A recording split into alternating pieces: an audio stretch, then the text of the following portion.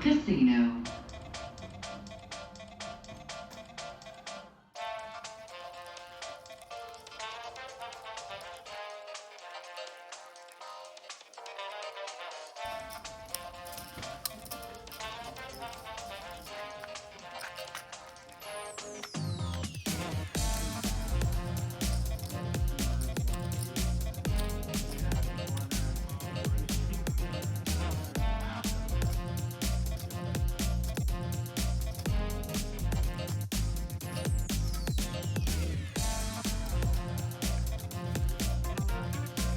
This is a video that I've been meaning to put out for quite some time, but it just got pushed back behind, with Vegas stuff going on and then getting really busy with work stuff post Vegas, and it just really got pushed way off track. But I still think it's worth going over. I think you guys are going to enjoy it.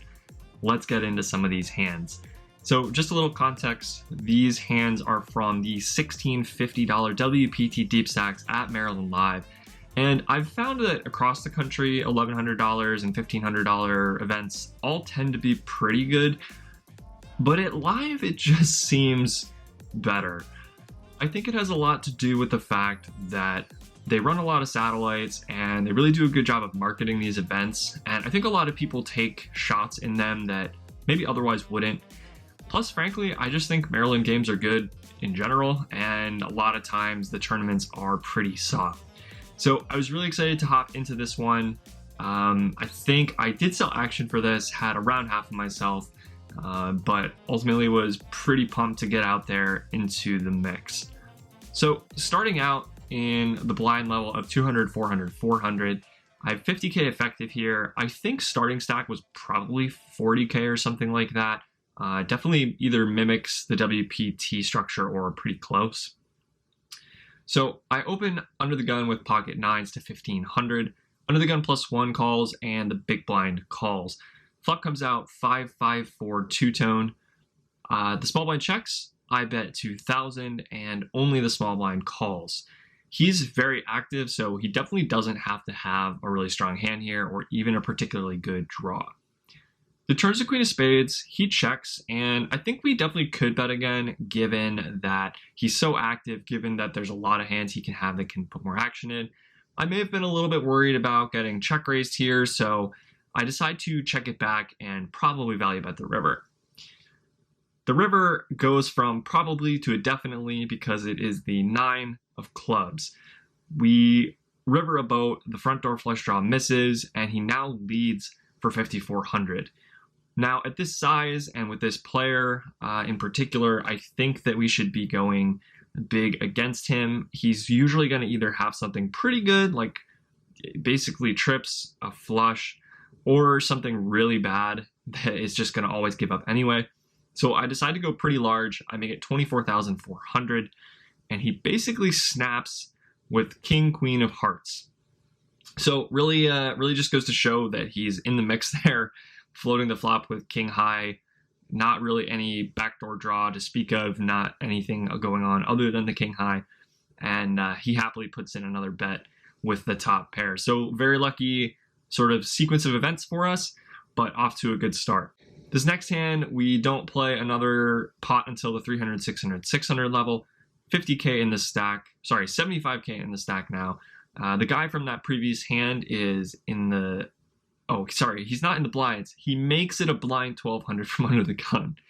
There's no straddles in these tournaments, so he's just putting it in blind for fun. I decide to isolate from under the gun +1 with the Jack 10 of diamonds to 3,500, and he makes the call. The flop comes out Queen 9-4 rainbow, and he checks. I decide to go large here to 6K, kind of hoping to just take it down now, but also will build a pot if he has something and we hit. I do actually think that I should go smaller though. I don't think it really justifies going quite as big as I went. The turn's the ace of clubs, he checks. Normally I would be checking back, but I thought this might be a little bit too good of a card to get him off of a small pair or maybe a gut shot or something like that. So I bet 17.5K and he jams 50K. So pretty uncomfortable spot. We obviously always have equity, but it's just not really going to be enough, especially with the amount of our stack that we'd have to risk. So I sigh and fold. And of course, he has to show us the good old King 10 offsuit. So, kind of weird. He was bluffing with the best hand, obviously. I don't know that his bluff is particularly good. I think Jack 10 is probably one of my few hands that I actually double barrel here that don't have him crushed. But he gets one over on us. I guess fair is fair. This next hand, again, we've taken a few hands off in between levels here. Not much going on. We're now at the 500 1K level with 40K in the stack. We're currently 7-handed, and so I open it up a little wider than normal with the King Jack offsuit under the gun to 2.5K. Middle position calls and the small blind calls, so we go 3 ways to a flop of Jack 7-4 with 2 hearts. I decide to c-bet 6.5K and only the small blind calls.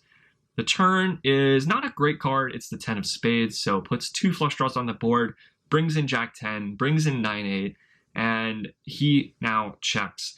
I do think we can still get value from Queen Jack, from Jack 9, from maybe a hand like 10-9, from flush draws. So I do want to bet again. This is not a player who I think is going to really be check raising me here almost ever. So I bet 12.5K, and he calls once again. The river is a pretty awful card. It is the 8 of spades. So now any, flopped pair and backdoor flush draw now makes a flush. Any 9 makes a straight. A bunch of stuff is 2 pair that now beats us. 5-6 gets there. I mean, the list just goes on and on. So when he checks, I won't even say happily, but, willingly check it back. And somehow we beat the one hand that I think we still definitively beat, other than maybe like raw flush draws, and that's Queen Jack offsuit. So nice to take that one down. Definitely was a little bit worried with how the round was going, and that's an important pot for us to win based on how much of our stack went into the middle. This next hand is at the 600, 1200, 1200 level. I've got 65K, and I've posted the big blind alone. The small blind, there's no small blind in this hand.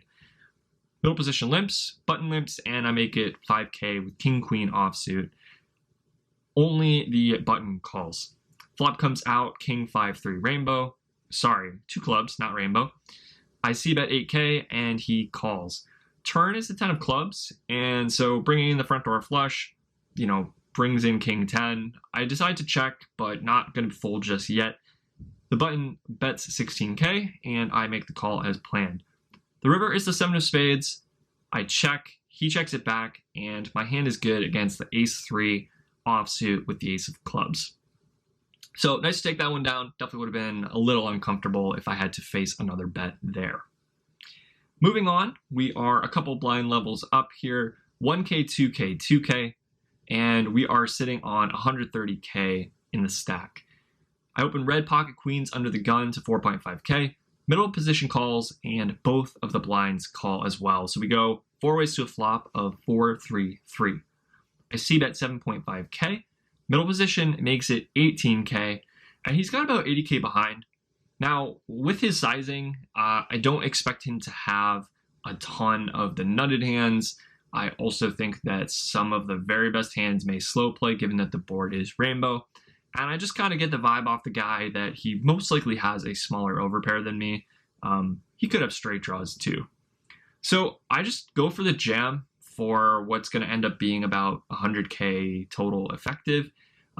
Folds around to him, and he's exasperated, but makes the call with pocket 8s. So in fantastic shape here. All we have to dodge is an 8. The turn is the ace of spades, and the river is a 4 of clubs, and the queens hold up. We stack that player and add a pretty large chunk to our stack. In this next hand, we've chipped down a bit since that last pot, but we are at the same blind level with 190K. The cutoff makes it 4.5K. I am the only caller in the big blind with ace-7 of hearts. Flop comes out queen, queen, 5 with 1 heart. I check. He bets 3K, pretty small bet. And I think with ace high and a backdoor flush draw, we have a very clear call. Turn is the 8 of hearts, so we do actually pick up that backdoor flush draw. I check. He now bets 8K. And again, I think we pretty much have to call once again. Could consider check raising, but I think ace high will actually be good here some portion of the time. So I'd rather check raise some weaker flush draws rather than the ace high ones. The river is the 8 of spades, so we brick it out. We just have, the 2 pair on the board plus our ace high. But it goes check, check, and our hand is actually good here. So take that one down, chip up a little bit, and on to the next hand. This next one, we are at 1.5k, 3k, 3k, 220k in the stack, and I have pocket kings in the cutoff. I bump it up to 8k. The button and the small blind and the big blind all call, so the flop comes out to us 4 ways, 9, 4, 3 rainbow. I decide to seed it at 13k, and the button and the big blind both call. So now 3 ways. The turn is 8 of hearts, and it checks to me. I feel like this is definitely a card where we can continue betting this particular hand, but I also thought I would have a lot of checks on this card multi-way, so I decide to check kings as well. It also is important to note that the button only has about 35k behind, and the big blind has around 200k. So I just wouldn't really have a lot of bluffs here. I'm more on board with checking once seeing that part of my notes. The river is the 10 of clubs after it checks through, and it checks to me once again. I think again this card is pretty awkward. It improves some hands to 2 pair.